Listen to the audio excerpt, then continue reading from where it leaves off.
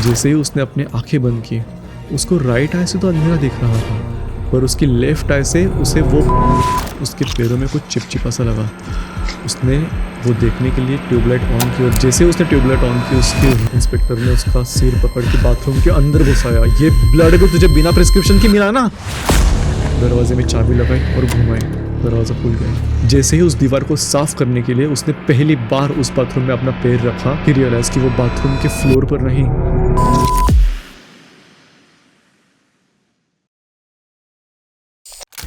जब श्रीकांत को उसके प्रॉपर्टी एजेंट ने उसके नए रेंटेड घर की चाबियां हैंड ओवर की, तब स्ट्रेंजली उसमें 3 चाबियां थी।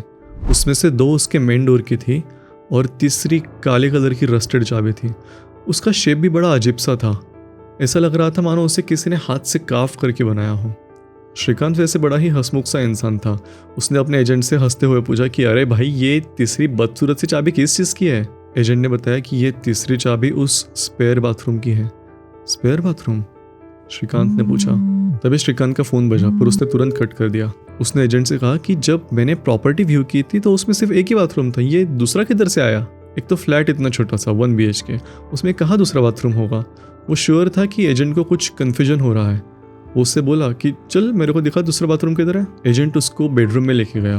वहाँ बेड के बाजू में उसने एक डोर दिखाया और बोला ये है वो दूसरा बाथरूम। अभी यह तो कबर्ड है, श्रीकांत ने कहा। नहीं सर, ये पुराने कबर्ड जैसा दिखता है, पर यही वो सेकंड बाथरूम है। श्रीकांत ने उस एजेंट की तरफ देख के उसे गंदा सा लुक दिया कि यार कि क्या बकवास है, इतने नए प्यारे से घर में तुमने ये क्यों गंदा सड़ा हुआ डोर लगा के रखा है। ये बोलते बोलते ही श्रीकांत ने उस डोर में कीज इंसर्ट की, पर वो घूमी नहीं। अरे ये तो खुल भी नहीं रहा, श्रीकांत ने कहा।